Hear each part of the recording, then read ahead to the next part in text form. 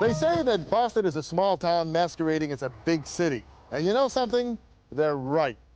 So crack that Yankee exterior, and it's not all that hard, and you'll discover its secrets, locate its treasures, chuckle at its contradictions, and find those diverse centers of energy that make Boston, Boston. From Faneuil to Fenway, from North End to South End, the joints, the night spots, the deals, the characters, and bits of information even Bostonians don't know. Here we go with the first thing you have to know about Boston if you want to really enjoy this city. News Center 6 presents DiNicola's World, at home in Boston. Boston is the most confusing city in the country for anyone to drive in, including natives. They get lost frequently. Meet Walt Kelly, Harvard grad, ex-CFO of New England's largest bank, now a cabbie, and author of What They Never Told You About Boston, or What They Did That Were Lies. Don't drive in the city of Boston.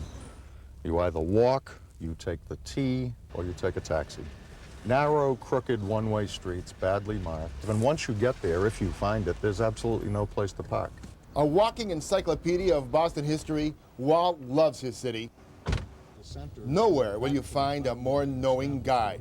And as you've already discovered, Dan, it's neighborhoods and neighborhoods actually within neighborhoods. And when you walk those neighborhoods, you're going to see that Boston is smaller than it seems. In the South End, we discovered Charlie's, a paradise breakfast joint with a colorful history. It's been here forever. It's a family place. The food's great. It's like a little secret in the neighborhood. Not anymore. The pancakes, the French toast, the famous turkey hash. It's like home cooking. So special that neighbors wouldn't let owner Chris Mangerinas close his joint. It's just that it's homey. You know, it's not big. Everybody knows everybody. But it's not like so neighborhoody that if I walked off the street, people would look at me and say, hey, what's this guy doing? No, everybody's very friendly. Years ago, young Sammy Davis Jr. stood out in front of Charlie's and danced for dimes. Meet Tim, who owns a place called Tim's. We say you're welcome also. Matter of fact, we want more tourists this year. I mean, you've got people in suits, you've got workers, you've got people that are just want to get a good cheap lunch. Walk into Tim's and you'll feel instantly at home.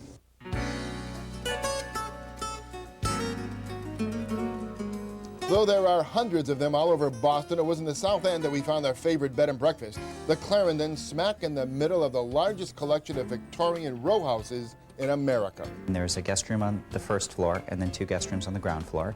And guests have a key and they let themselves in and they let themselves out and they're on their own schedule. Breakfast is served up here and folks can get up whenever they like. It's owned by Michael Selps, vice president of Boston Bank. My day job is to be a banker and my night job is to be a hotelier. $110 a night, no tax, and a website on the internet. Residents are proud of the gentrification in the South End. It went from a total Jewish neighborhood to almost a total black neighborhood. From a total black neighborhood back to a mixture. That's Willie, who is kind of a South End expert. Quiet, very well policed, close to the downtown area. Willie's not happy to see what they did to the Clarendon Baptist Church. You know, I hate to see a fine church turn into million-dollar condos. Whether it's a stroll along Union Park or sampling new little restaurants like Jay's, the newest neighborhood hit. Very good. Thank you so much. Boston's South End has character. And Jay's, by the way, is owned by Un Young Chung, who came to Boston from nearby North Adams, Mass. Let me take you back to the 7th century England. Walt Kelly wants you to know how Boston got its name. It's a wonderful story and a wonderful fact about the history of Boston that most Bostonians don't even know about. It all began in England with a monk named Botolph. Bot for boat, Ulf for helper. So good was Botolph, says Walt. They renamed the village Botolph-stown. Botolph-stown. Botolph-stown, but they pronounced it Botolph-stown. Botolph, Bottleston, Boston. Exactly. Botolph, Bottleston, Boston. The irony? A town founded by fiercely anti-Catholic Puritans is named after a Catholic saint. And in the back bay, right around the corner from Walt's home, a restaurant called St. Botolph's, where before 8, the symphony crowd comes in to eat. Afterwards, a regular crowd.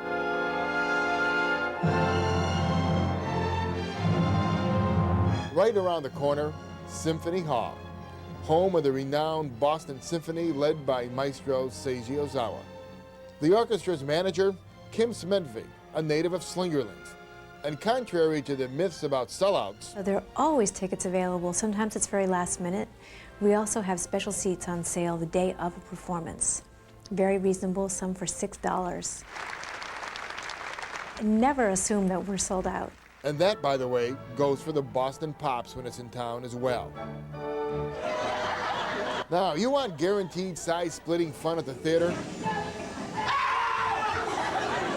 Sheer Madness, the longest-running play in the history of Boston.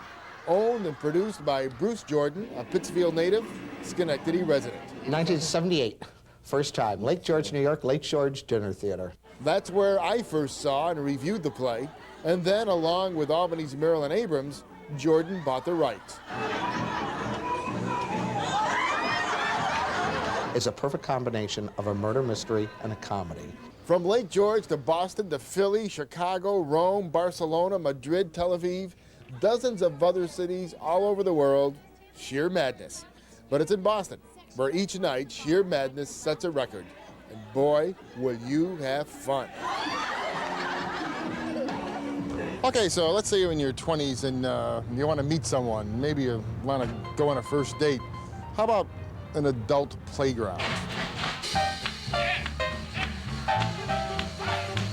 In the shadow of Fenway Park, Lansdowne Street. Almost midnight, Thursday. I can check the next ID right here. Turn the corner into Jillian's. Oh my God, I gotta go! Video games, darts, pool, booze. In the afternoon, business crowds. At night, the college students join them. If you've never been to the Edge before, trust me, you've got one outrageous ride coming up. Look, even a virtual reality simulator. A playground for grown-ups, all right, and no one cares where you come from. By the way, you want some local jazz? There's Wally's. National jazz acts, they're Scullers, located in the Doubletree Hotel along the Charles. Tonight, Herbie Mann and Trio de Paz. Go ahead, go to Cheers if you want, but I'm told that no Bostonian would be caught dead in it, even if you gave him free drinks. Now, if you don't want to be Mr. and Mrs. Tourist, if you want to feel as if you're really in Boston, get thee to a real Boston joint. You're going to come here because you know you're going to meet real people talking about the stuff that's important to them. You cannot, repeat, cannot miss Doyle's. U.S. senators, governors, state representatives, they're all been here, done that.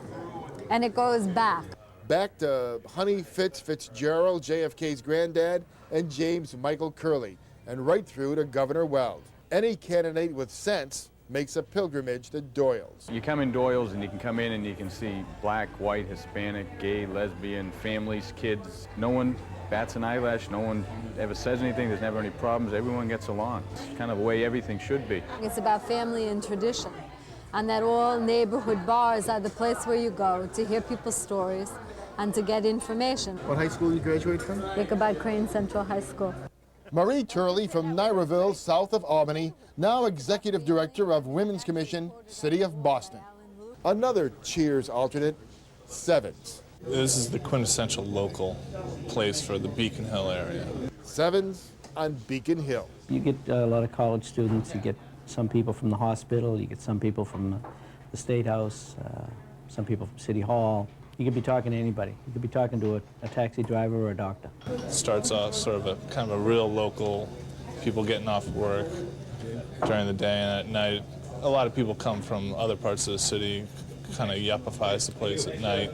Andrew Barrett, recent graduate of Syracuse Law, lives right around the corner. And he tells us something you're going to hear again and again wherever you go. It is a small town, and it's niched out in neighborhoods. Boston is the cradle of brew pubs. If I want to come in here and get like Molson's Light, I'm not going to get it. Not at all. 10 ales produced here at Commonwealth Brewery, right around the corner from Fleet Center, home of the Bruins and Celtics. The concept started with people that just really wanted some real beer. It's not for drunks, or in the word of the bartender, for college kids who don't know what they're drinking. I'd say the average age that walks in the Commonwealth Brewing Company is anywhere from 28 to 29. Is made for conversation, not made for you to get drunk. Matt Schaefer is food critic for Boston Magazine. I asked Matt to take me to 3 of his favorite Boston restaurants. First stop, Cafe Louis, where Chef Michael Schlau specializes in tasting dinners. Come in, and he and his staff will prepare something on the spot, off the menu. They can have the tasting dinner any night of the week, Saturday nights included, and it's a great challenge for the kitchen as well. And what he does is he uses very little fat and very little oil and very little butter in his food. So what you have is very clean, very sophisticated food. It's not only good, but good for you. You're gonna like this place. Grill 23, red snapper, curry salad, Chilean sea bass with mint sauce. So you have both old and new right here in a place that is both old and new. You feel at home here, formal or informal. By the way, this is the original trading floor of the Salata Tea Building. Bring it out. Our last stop, a Persian restaurant in the hub of the city. Not only a Persian restaurant, but a Persian restaurant on Beacon Hill, which is the oldest section of Boston. The Brahmins are probably rolling over in their graves. Have you ever had it before? Never. Well, we're going to take your Persian food virginity here this evening. Okay. It's Lala Roque, some of the most subtle food you will ever have. Warm eggplant dip. Taste this. Roasted eggplant with caramelized onions, garnished with mint oil, feta from Bulgaria, yogurt dip, fresh herbs between courses. And these are just the appetizers. Lots of spices that are very mild and very subtle. How old is Persian cooking? As old as their people. It's me alone back in the South End, a visit to a restaurant run by a man voted best chef in the Northeast and one of the 10 best in America. Well, we got really lucky is what we did. Gordon Hammersley. His place, Hammersley's. It's bistro-inspired food like this chicken. It's a wonderful marinade of garlic and lemon and parsley. Hammersley is heralded for his excellent cuisine, and he must be complimented for his casual candor. You know, there are times when I come up with things that people hate, you know, and so it goes off the menu right away and I'll come up with something else. Hammersley's is known as the place chefs go. Commonwealth is the longest and widest avenue in Boston. Only one restaurant. Because it's close by, live down the street, it's got great food, people are really friendly. My son Roy and his wife Holly, who live in Boston, take me to Spasso's. When friends come to Boston, it's a good place in town to go to. It's relaxed, it's good food. There's excellent pasta, no loud noise, good conversation, professionals in their late 20s and up. Roy echoes Walt. You have to walk to know Boston. It's small enough to get around, but it's also got the good things of a big city, arts, entertainment, and it's got the Red Sox. Hey, hot dogs here! And oh yeah, the Red Sox. Even if you think you hate baseball, you're going to want to know that to understand the Red Sox is to understand Boston and the rest of New England. I love this observation. You can look it up. If in the 19th century there is one city where an Irish Catholic should never, ever set foot, it was Boston, Massachusetts. At the corner of Arlington and Columbus, here's the First Corps Cadet Armory. They call it the Castle. 100 years ago, the Brahmins, descendants of the Yankee Puritans, erected the castle for one reason. They were afraid the immigrants would steal their money and take over the city. The Irish and Italian vermin, and that's what they considered the Irish and Italian to be, particularly because the Irish and Italian were both Roman Catholic. Not to worry. Before they began marrying each other, the Irish and the Italians ended up fighting among themselves. I had my share of fights. Every time they called me a guinea, I turned around automatically and threw a punch. Everything we fought it out with fists. Between Faneuil Hall and the North End, we're in Haymarket. It's Friday, the weekend market which has been here for almost a century. Fresh strawberries here. I'm flapping like a fish, I'm singing like a dog. Hey, Anthony! Across the street, this, folks, is Boston's Little Italy, right smack in the North End. What are the places that are the real thing here? Right here, right in this place here, right here in the North End. We haven't changed in years. A close-knit Italian neighborhood in the shadow of the Old North Church. You been to the Old North Church here? Like Pat Barassa, a lot of the people in the North End grew up here. Regina Pizza, some say it's Boston's best, and there are loads of Italian restaurants. And there's Mike's Pastry. President Clinton enjoyed himself so much here that he invited Mike to the White House. Wonderful. Espresso, biscotti, cannolis. Across the street, a real find. A hole in the wall called the Deli Catch. I mean the best fried squid or calamari and pasta that you're gonna have. It all began when Maria Lombardi Fredura from Troy met her husband Paul when she was a student here in Boston. And I said, Paul, it's time to do a sit-down pasta seafood restaurant. Calamari's the specialty of the house, any way you want it, and if it's not on the menu, we'll concoct it with whatever ingredients we have. When you see old world Italian culture swirling about the house of Paul Revere, you observe one of Boston's many ironic contradictions. The city, which wouldn't allow a Catholic mass until 1788, boasts America's first Irish mayor. The culture, which permitted bigots to maul abolitionist William Lloyd Garrison in 1835, established America's first all-black regiment in 1854. The regiment celebrated in the hit movie Glory. The plaque is right across from the State House, smack in posh Beacon Hill. And a few blocks down, the Museum of African American History, located at what was once the last stop on the Underground Railroad. This is the sanctuary of the African Meeting House. It was built in 1806 by free blacks. It is still horrid to realize that slave catchers came to Boston to capture not only escapees, but free blacks as well. They could take any black back that they caught if they could get away with it. Boston is called the hub city because people here thought of themselves as the hub of America, of the universe. But there are some myths as well. Well, back in the North End, here we are. Take the ride of Paul Revere. Or is Paul revered over-revered? No, he's just revered for the wrong reason. Listen, my children, and you shall hear that the poem called The Midnight Ride of Paul Revere was patriotic propaganda. The Midnight Ride of Paul Revere was completed by William Dawes. Even Pat Barassa knows that. So we really didn't make that midnight ride all the way. Well, they had somebody else finishing it up.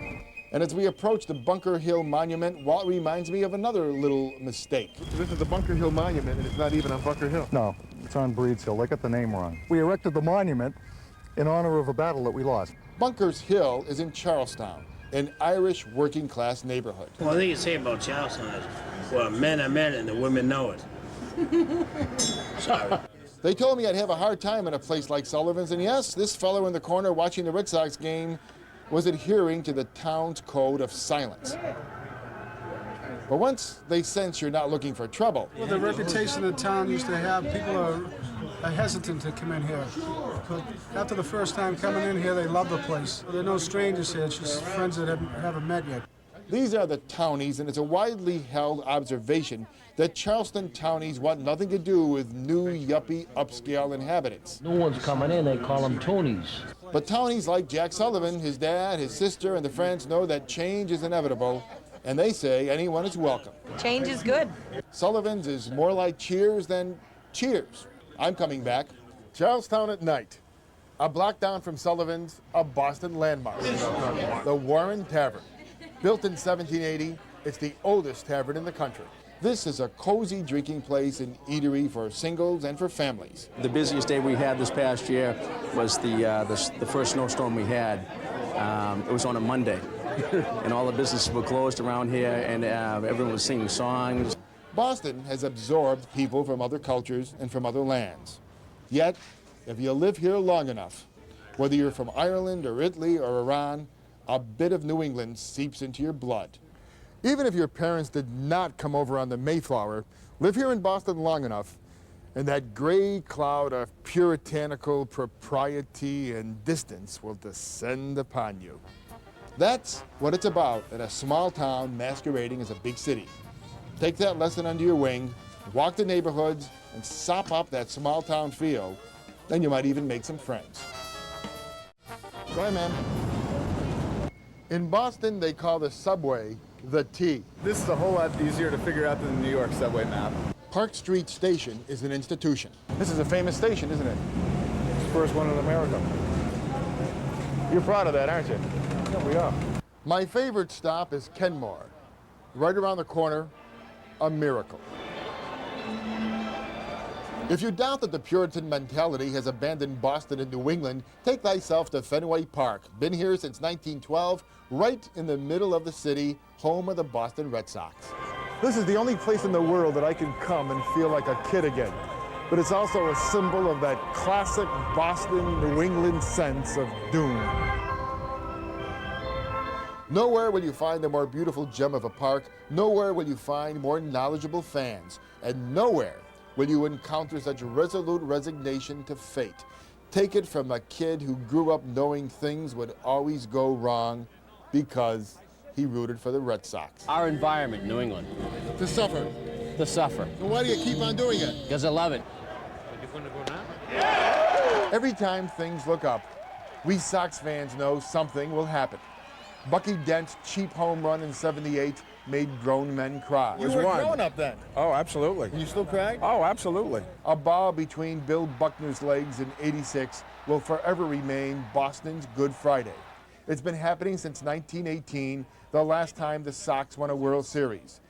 And with their inherited Puritan blood, Sox fans wonder all the time whether they are being punished. When I was a kid, I used to do something wrong and the Red Sox would lose and I used to blame it on myself. Oh yeah. You done that? Oh yeah. Explain Every that. Red Sox fan has. Like what? It's like fate.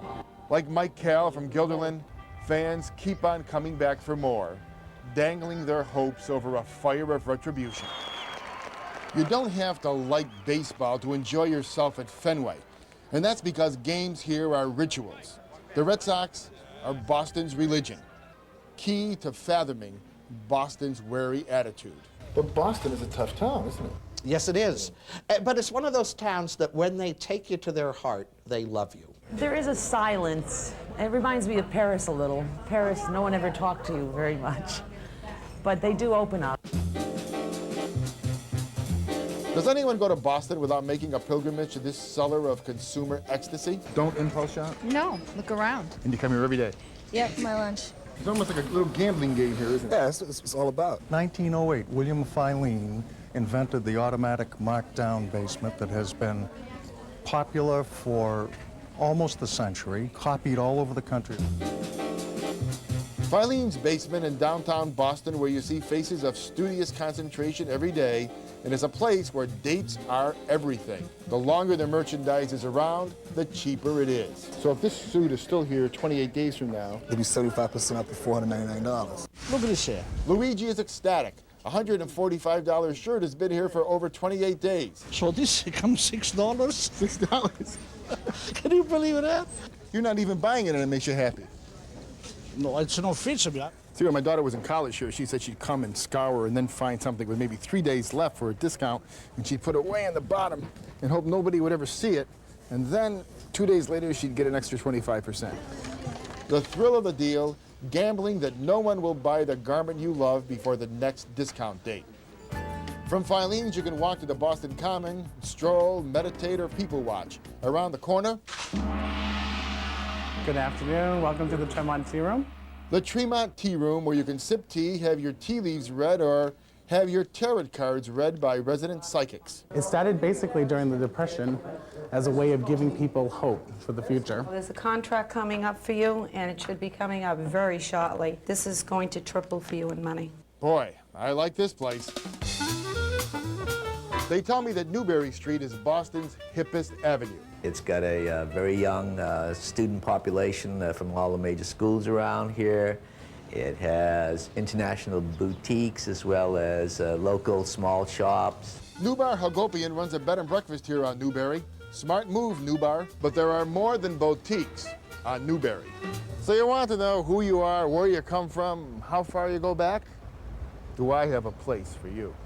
I found that we have relatives in England going back so far to the 1300s. You don't have to live or come from New England to search for your roots at the New England Historic Genealogical Society.